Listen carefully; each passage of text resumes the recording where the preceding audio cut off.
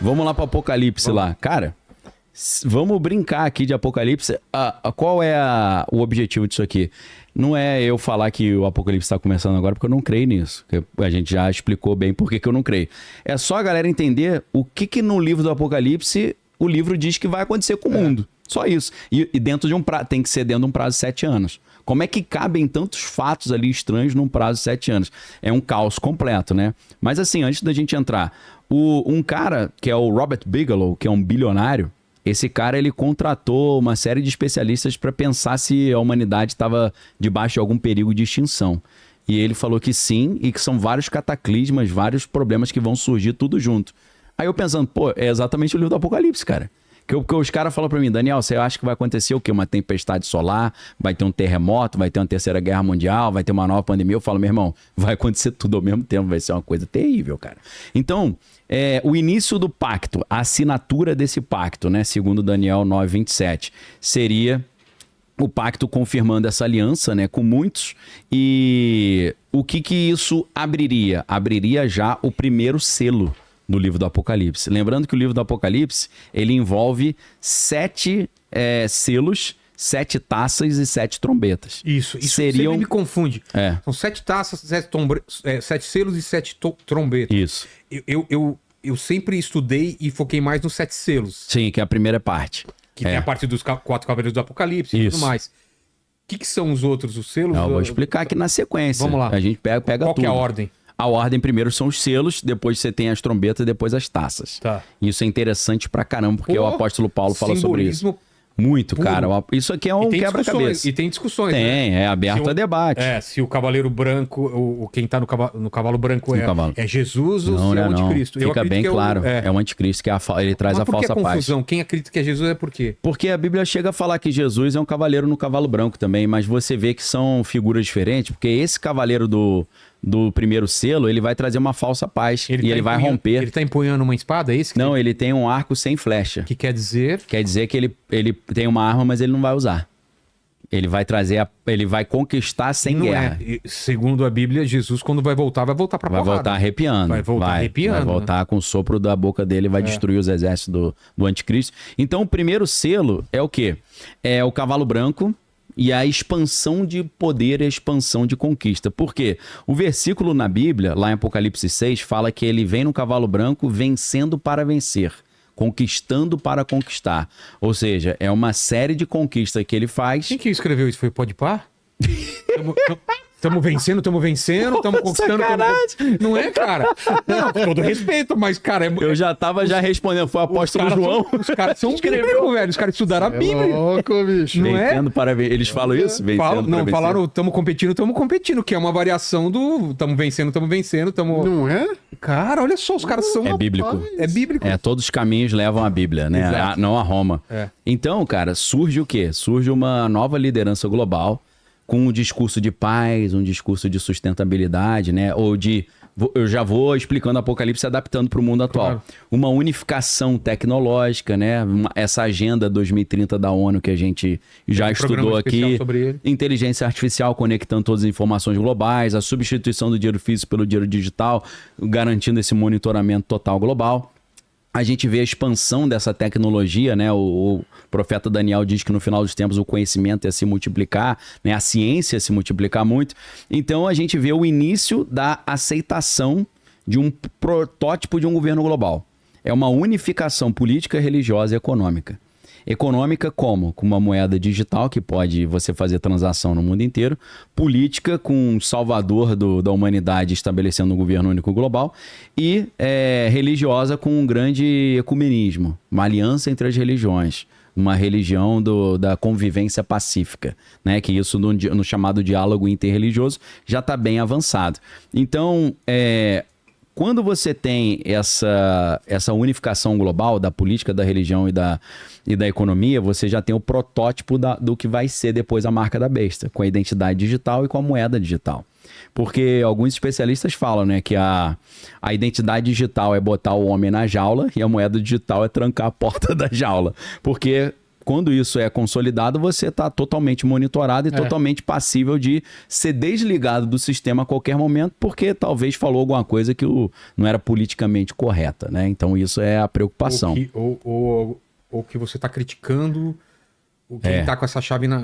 Exato, a dissidência, né, da opinião oficial, o cara vai lá e pim, te desliga do sistema. Por um falso motivo bom maior. Claro, sempre. E tudo isso é para proteger você Exato. De terrorismo ou de algum tipo de perigo maior. Então, deixa com a gente cuida de você. A gente pode fazer um estudo sobre os Estados Unidos hoje. O Donald Trump, quando ele faz a digitalização total da sociedade, né, principalmente agora com o projeto que a Palantir que está encabeçando, que é o Immigration OS, é o sistema, um aplicativo em que eles monitoram todo mundo que está entrando e saindo dos Estados Unidos, ele conseguiu convencer, curiosamente, a direita e a esquerda de que era bom. Para cada um ele deu um argumento. Para a esquerda? Para a esquerda a gente está monitorando tudo que está acontecendo para evitar abuso das criancinhas e também discurso de ódio online. Tá. Aí a esquerda, isso aí. Para a direita a gente está impedindo imigrante ilegal de entrar aqui e ficar te roubando. E os caras... Aí todo mundo ou seja, é tipo vender Pepsi para quem quer Pepsi e Coca-Cola para quem quer Coca, meu irmão. Então assim, discurso sempre pro bem, pra paz, mas monitorando tudo. O cara agora tá assim, despido diante do sistema. Tudo que você compra, que você está fazendo, já está ali sendo monitorado. Às vezes, os livros que você lê, que a gente compra, às vezes já cai já numa categoria, peraí, esse cara tá lendo algumas coisas estranhas. Cara, é complicadíssimo isso. A tua encomenda no Amazon, tô monitorando e falo, por que esse cara comprou? Qual é seu interesse? Esse cara, a biografia disso e esse livro. Aí cruzando os dados, aí entra o pré-crime, que a inteligência artificial já faz, esse cara vai fazer alguma besteira ali na frente, vamos enquadrar ele antes. Ele entrou aqui no aeroporto, já vamos levar ele para uma salinha e fazer umas perguntas. Exato. Isso é o primeiro selo. O primeiro selo é isso, é paz. Nós estamos trazendo paz. Mas... E num primeiro momento vai realmente deixar a nossa vida melhor. Vai, aparentemente, vai ficar muito melhor. Por exemplo, você usa o Pix. É uma coisa muito maravilha, fácil do que antes ter que assinar cheque e tal. A gente evoluiu para uma coisa... Não, fora negócio de TED, DOC que você paga, né? Total. Aí não paguei nada. Só que a gente não sabe o Pix como vai ser usado daqui a um tempo. Isso é a centralização.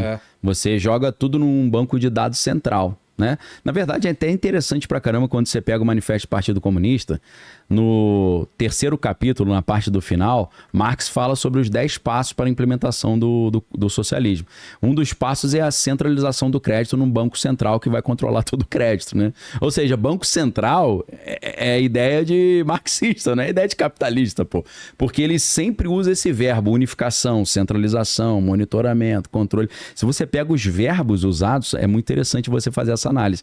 Então, essa centralização aqui do Pix no Banco Central, de tudo nos bancos centrais, é um primeiro passo para esse governo totalmente monitorado. E a gente não pode esquecer que os bancos centrais fazem parte de um leque ali de um banco central mundial, que é o Banco das Compensações Internacionais, o BIS, né? Bank of International Settlements. Então, os bancos centrais estão trabalhando debaixo de um guarda-chuva de um único banco central global. E, geralmente, quando a gente vê iniciativas novas, como substituição do dinheiro físico pelo dinheiro digital, não é coincidência que essa moda surge no mundo inteiro de repente, é porque é uma diretiva que vem do Banco das Compensações. Né? Então, essas instituições de abrangência internacional ou mundial, Fórum Econômico Mundial, Fundo Monetário Internacional, Organização Mundial do Comércio, Organização Mundial da Saúde, tudo isso já é o protótipo desse governo global que vai ser utilizado nesse contexto de precisamos trazer a paz, né? A ONU já faz esse trabalho. Então, hoje, a gente, dentro da simulação, em tese, nessa hipótese que a gente está levantando, o primeiro selo foi aberto por Cristo. É Cristo que abre os selos, né? Para quem acha que o capeta está dominando o mundo. Jesus que está abrindo e liberando isso. É ele que tem esse controle, né?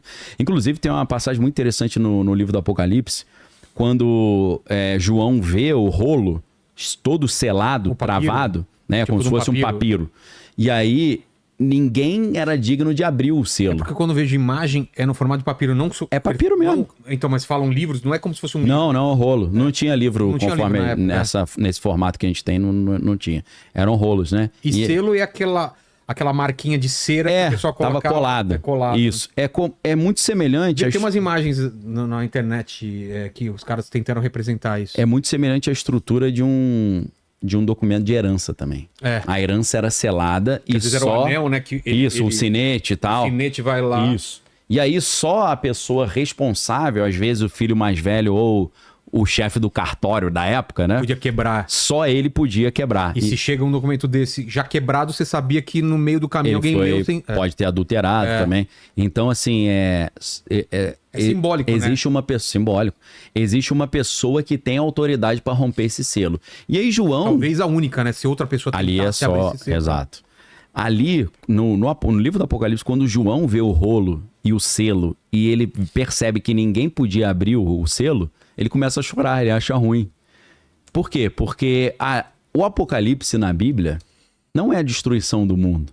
O Apocalipse é, no final das contas, a vitória de Cristo sobre as forças do mal. Pô. Então João chorou porque ele sabia que aquilo ali era um mal necessário para que o mal fosse vencido, a morte fosse vencida, né? Então, o Apocalipse não é a destruição do mundo. Isso aí é uma interpretação errada. Aí viria, né, o segundo selo. Nesse cronograma, o segundo selo viria em 2026, que é o Cavalo Vermelho. O Cavalo Vermelho vai falar de conflitos regionais, né? Por quê? Porque o versículo bíblico é: e foi-lhe dado poder para tirar a paz da terra. O que ele está portando? Então, o Cavalo Vermelho, ele já começa a trazer a guerra, ele começa a portar já... O cavaleiro tá com a espada nesse? Esse já tá com a espada. Tá. E ele já vai usar essa espada. Então, depois você acha também a imagem dos as imagens. Isso é legal pra caramba. Se for da escola, vai ser melhor ainda, né? Do coleginho, igual não vai achar aquele cavalinho as criancinhas, né? Do paintbrush. Então, o que a gente espera que isso signifique no cenário geopolítico, né? Conflitos regionais, por exemplo, a gente está falando de conflitos que já acontecem no Oriente Médio, a situação tensa em Taiwan, a situação na Ucrânia, né? Na África também. Aí tá o selo, né? Não, mas não é isso. São umas imagens do papiro mesmo, como se fosse um papiro enroladinho rolo. Com... tem... Com um selinho, né? Mas esse formato aqui tá fechado e não dá para entender. É nessa ideia, né? E, inclusive, isso é interessante, que boa parte desses papéis não eram feitos com celulose, não. Sabe o que era? Era a pele do vitelo, o bezerrinho. Então era pergaminho. Os pergaminhos, isso. Tem vários tipos de papéis. Porque o papiro era feito do arroz, né? Não, também não é esse, não. Eles estão enroladinhos, um em cima do outro. São sete selos. Isso aí minha esposa estudava, tá ali, né? A Bárbara, né? O quê? A gente fez comunicação social na Federal do Rio de Janeiro juntos. Eu fiz jornalismo, ela fez produção editorial. Então ela se especializou em livro, né? Então ela estudava isso pra caramba. Até com um professor que às vezes eu pegava umas aulinhas de penetra com ele, que era o Daniel Velman, que era um polonês. E ele contava todas essas histórias de onde surgiu o livro, os papéis e tal. Toda era a evolução sensacional. Costurados à mão, né? Costurado, os tipos de como é que se fazia. Tratamento pra durar mais. As primeiras diagramações, né? Da prensa de Gutenberg. Eu fui numa fábrica de pergaminho, onde os caras até hoje têm... pergaminho? É pergaminho, né? A técnica antiga, original. Curar, sei lá como é. Você preparar. Na China já, os chineses que tinham isso já há muito tempo, né? Aí. Esse aí. Os selos. Muito bom. Então, o livro Os Sete Selos, isso aí tá com 7, né? Exatamente 7 selos, é isso aí. O segundo selo, então? Então, o segundo selo é o Cavalo Vermelho. Aí já começa a ter guerra, já começa a ter conflitos, né? E então a gente imagina que... o segundo cavaleiro. Exato. Tá com a espada. O cavaleiro preto, ele tá... Acho que eu não sei, cara, é uma foice. Vê lá se é uma balança, eu não lembro o que é o último elemento que ele tem. Se você colocar aí no chat GPT, ele vai te falar pra lembrar certinho. Então, o que significa? Aquela falsa paz ali já tá começando a pipocar.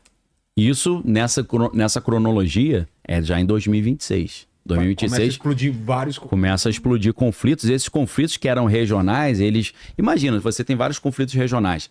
Daqui a pouco aquilo tudo vira um conflitão gigante. Como foi na Segunda Guerra. Começa a pipocar aqui e ali, daqui a pouco é uma coisa só, né? Ele carrega a balança, que simboliza a fome.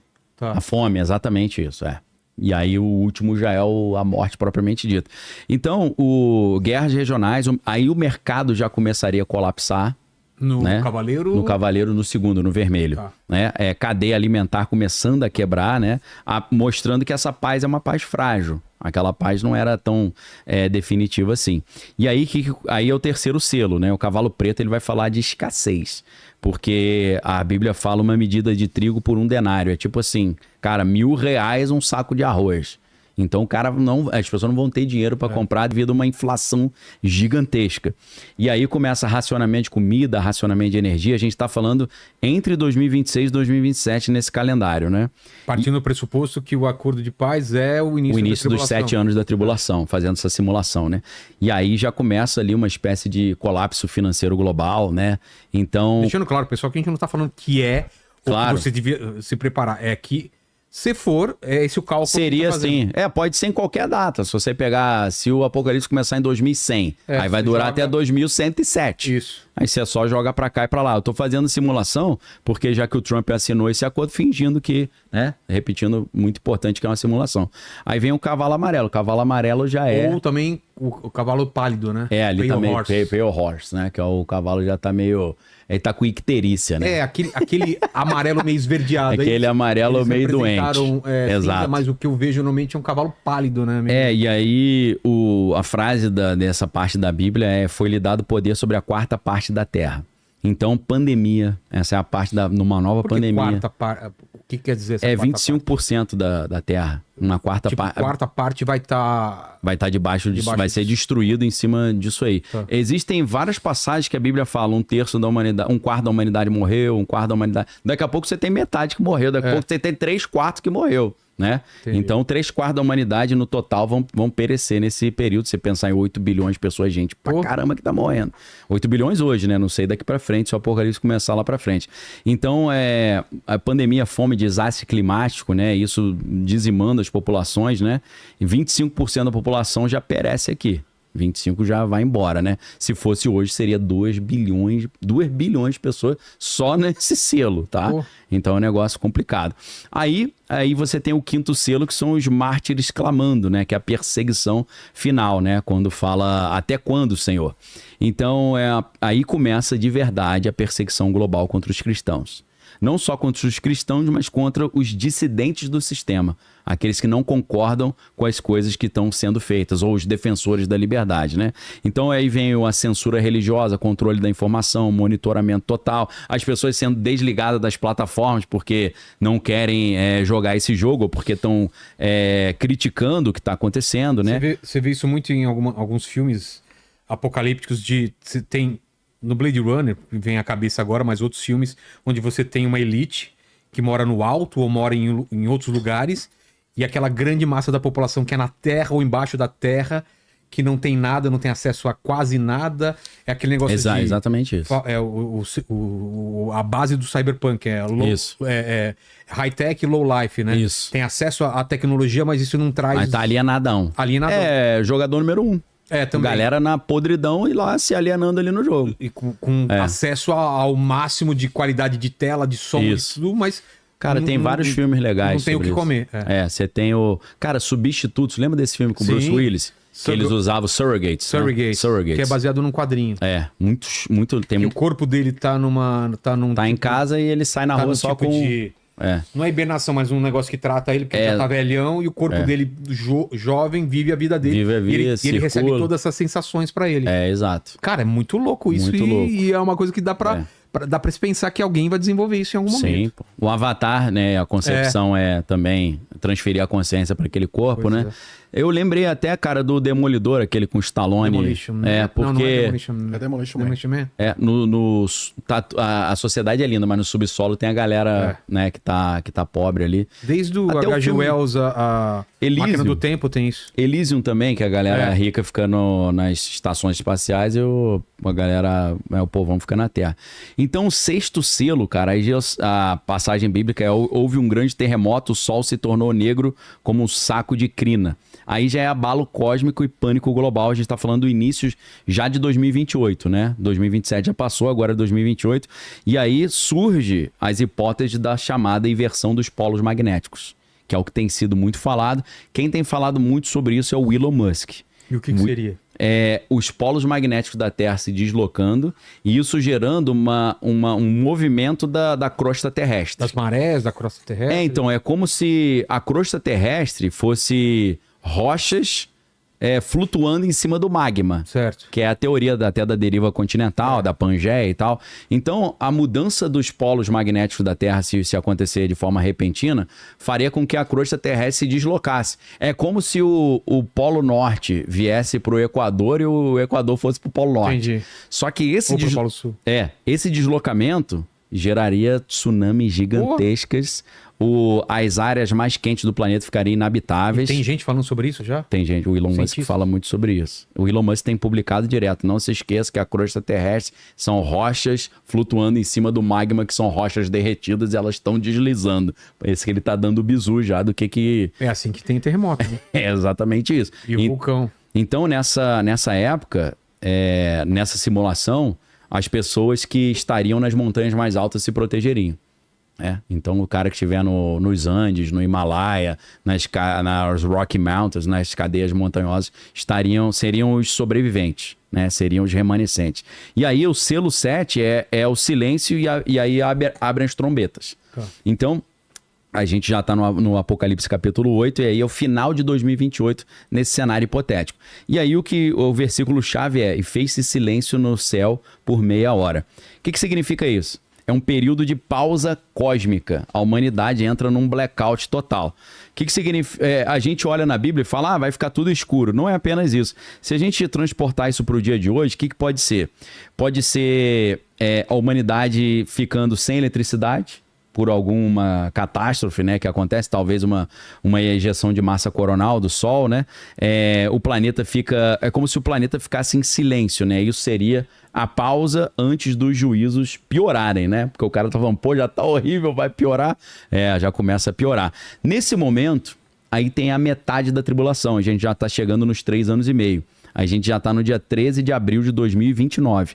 E aí, o que acontece? É nesse momento que o anticristo, dentro dessa simulação, ele vai se revelar, não como o salvador da humanidade, mas como filho da perdição, como aquele que veio para destruir as religiões e estabelecer o culto só a ele. Qualquer pessoa que cultuar outro Deus vai ser condenada à morte.